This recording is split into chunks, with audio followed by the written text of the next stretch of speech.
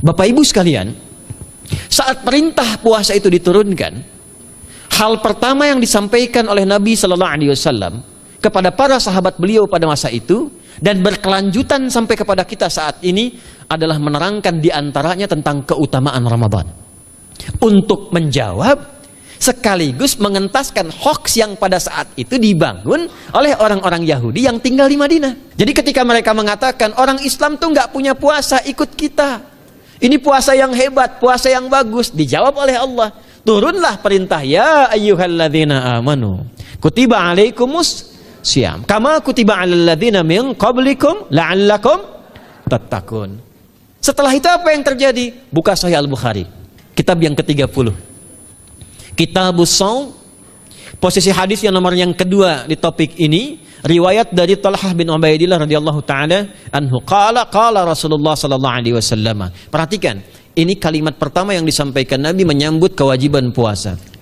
As-siyamu junnatun fala yarfuth wala yajhal wa in imru'un qatalahu aw syatamahu falyaqul inni sha'imun marwataini la khulufu famis sha'imi atyabu 'indallahi yaumal qiyamati min rihil miski yatruku ta'amahu wa syarabahu wa syahwatahu min ajli. Ini poinnya. As-siyamu li wa ana ajzi bihi wal hasanatu bi asyri amthaliha.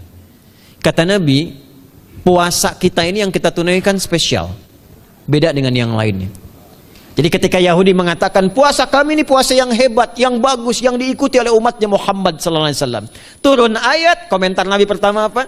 Puasa kita, kepada para sahabat, kepada kita semua, ini puasa yang spesial. As-siyamu. Lihat diksinya. Awas Pak ya, Ibu jangan salah baca. As-siyam, bukan asyab. As-siyam. Disebutkan 9 kali dalam Al-Quran. Ada as-saum, ada as-siyam, itu beda. Kalau saum, sekali disebutkan dalam Al-Quran, surah 19 ayat 26.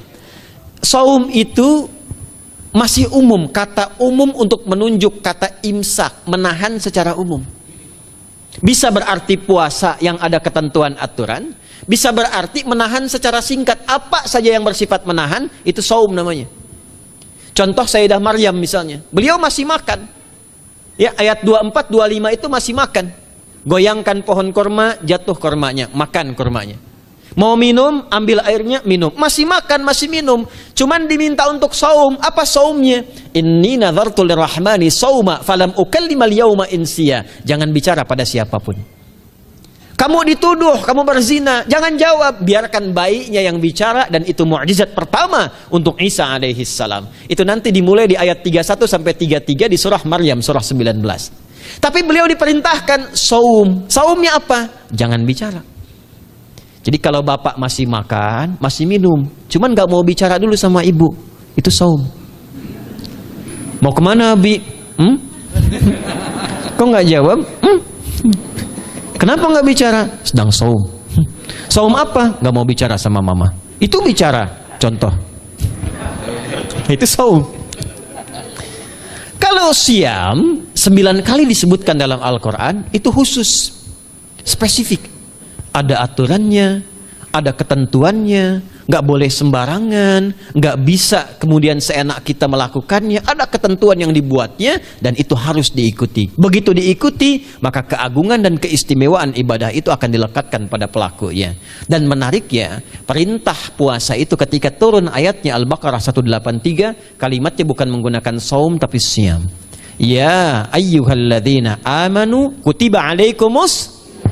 Nah kata Nabi, asyamu junnatun. Kalau benar puasa kita ini kita tunaikan yang Ramadan ini, maka dia akan melahirkan satu yang tidak ditemukan pada ibadah lain, yaitu junnah. Ada jinnah, ada jannah, ada junnah. Itu beda. Tapi semua katanya itu hurufnya sama, cuma harokatnya beda. Coba lihat ya. Ada junnah, jinnah, dan jannah. Jannah artinya apa? Surga. Jinnah artinya apa? Jin. Jamak dari kata jin. Minal jinnati wan nas. Baik ya. Ada junnah, perisai. Itu ketiga-tiganya berasal dari huruf jim, nun, kemudian ta. Dalam bahasa Arab, setiap ada huruf dimulai dengan jim dan nun, itu pasti tersembunyi, nggak kelihatan. Saya ulang ya. Setiap ada huruf dimulai dengan jim dan nun, kalimatnya itu pasti nggak nampak, nggak kelihatan. Janin, kenapa disebut janin? Karena masih tersembunyi dalam rahim ibundanya, nggak kelihatan. Begitu keluar, tampak jadi bashar, jadi bayi yang terlihat. Jin, kenapa disebut dengan jin? Karena nggak nampak. Makanya fitrah jin itu, Pak, Ibu, fitrahnya tersembunyi. Jadi kalau ada jin melakukan penampakan, itu jin sedang punya masalah. Betul, itu nyata. Dan yang lebih punya masalah, ada orang-orang manusia yang mencari-cari penampakan jin. Itu sedang kurang sehat itu. Ya, betul. Karena jin itu dipasangkan di Al-Quran dengan ins. 18 kali pasangan ini disebutkan. Itu lawannya langsung. Jadi jin tersembunyi, ins nampak. Ins itu kelihatan, makanya makhluknya tampak. Jadi kalau ibu ada bapaknya pulang ke rumah sembunyi-sembunyi, itu bapak sedang menjadi? Bukan.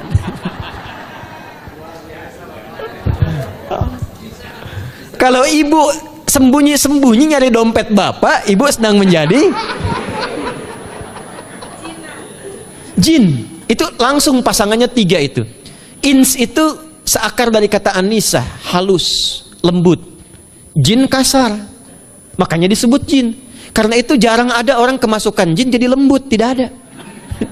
Permisi mau ikut kajian sedang kemasukan jin, tidak. Kalau kata-katanya tidak meracau, tindakannya pasti kacau. Karena itu fitrah manusia itu pasti lembut. Kalau ada orang kasar, pasti ada yang salah dalam pergaulannya. Balik. Itu jin. Jannah, kenapa disebut jannah? Karena belum tampak sekarang. Makanya Nabi katakan mala ainun ra'at, nggak sama dengan yang seperti dilihat orang. Nggak kelihatan. Nanti kesuksesan tertinggi yang belum tampak disebut dengan jannah, karena belum tampak. Junnah itu perisai yang bisa langsung membentengi kita dari setan secara otomatis.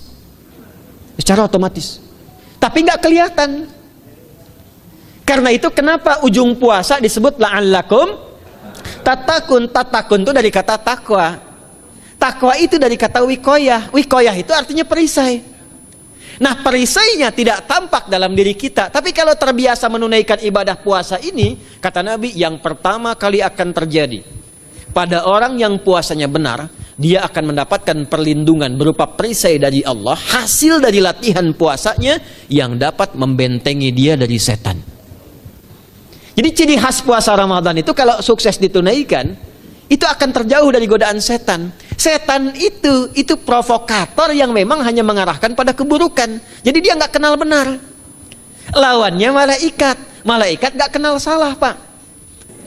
Nah, supaya terbentengi dari itu semua, kata Nabi SAW, kita itu dihadiahi sekarang oleh Allah satu ibadah yang kalau dilakukan ibadah itu akan mengakumulasi ibadah-ibadah yang lainnya, yang saat bersamaan dahsyatnya ibadah ini bisa menghadirkan junnah, perisai yang membentengi dari setan. Karena itu ketika dilakukan ibadahnya, saat yang bersamaan bisa ditahan maksiatnya, ditingkatkan amal solehnya.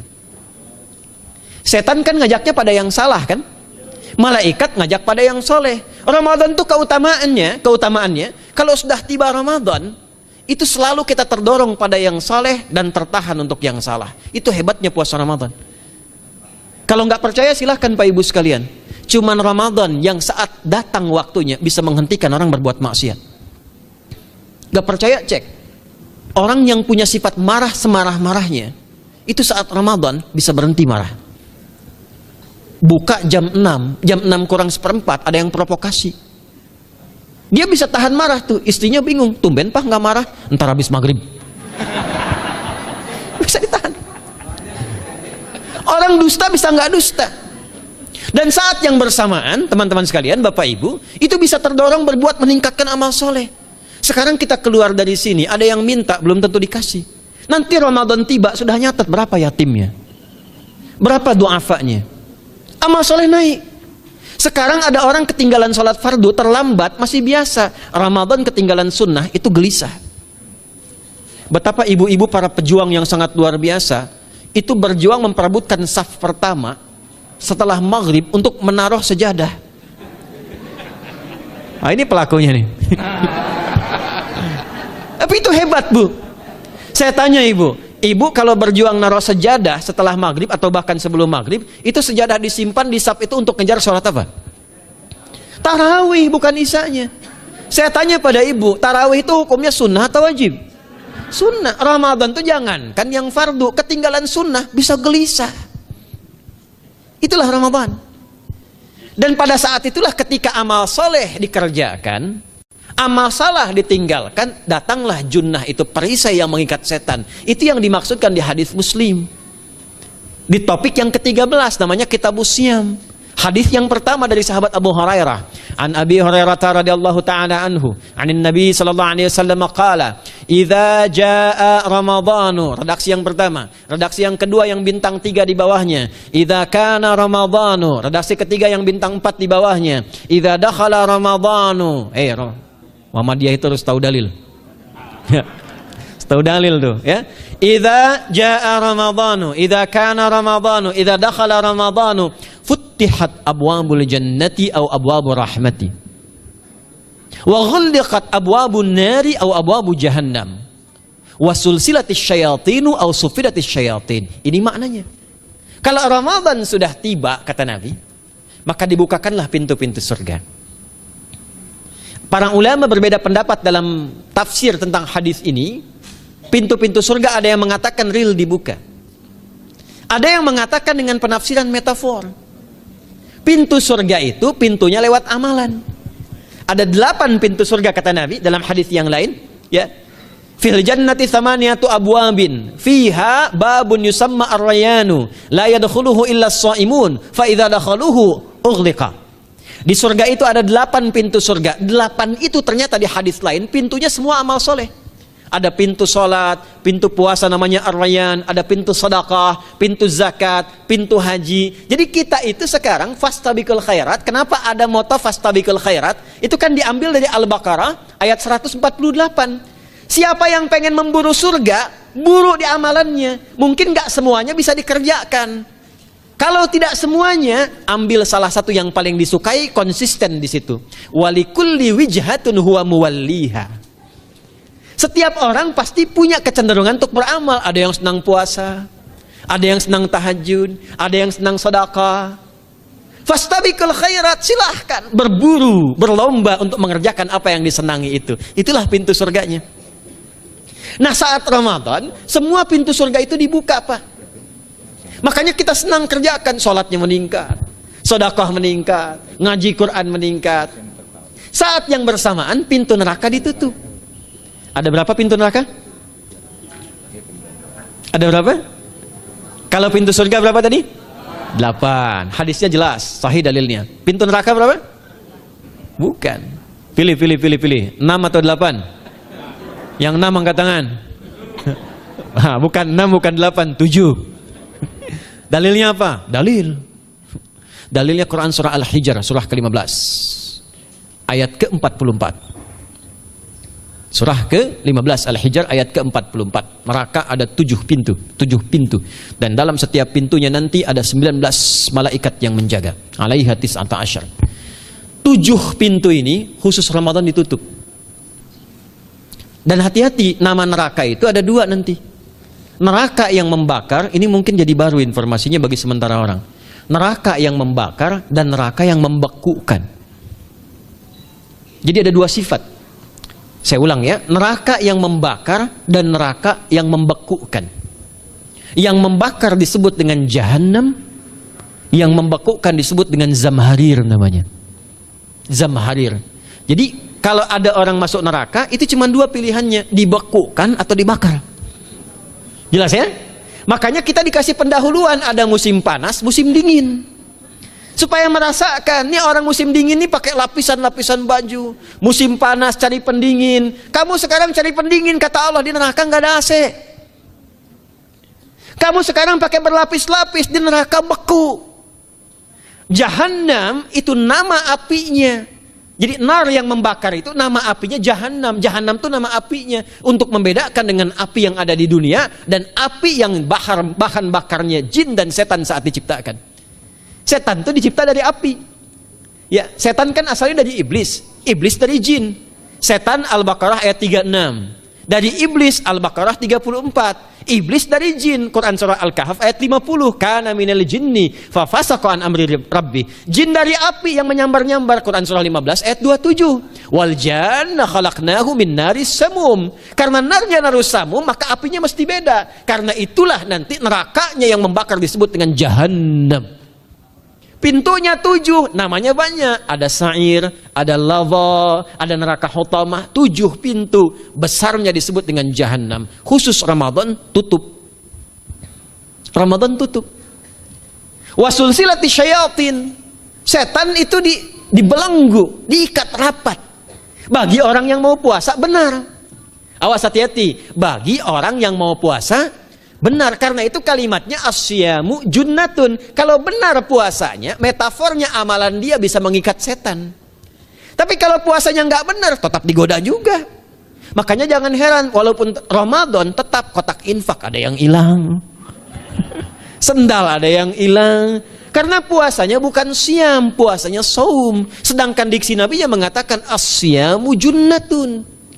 Puasanya yang harus benar. Nanti kita belajar fikih setelah itu. Saya ingin pendahuluan dulu ya. Setelah itu apa yang kata Nabi katakan? Ini masih mukadimah ya kita ya. Ini luar biasa nih. Ya. Jadi keutamaan Ramadan itu dahsyatnya dengan puasa biasa. Kata Nabi, kalau orang benar puasanya, bebas dia dari setan. Bukan nggak digoda, Allah kasih benteng sehingga setan nggak tembus kepada dia. Itu satu. Itu keutamaan Ramadan.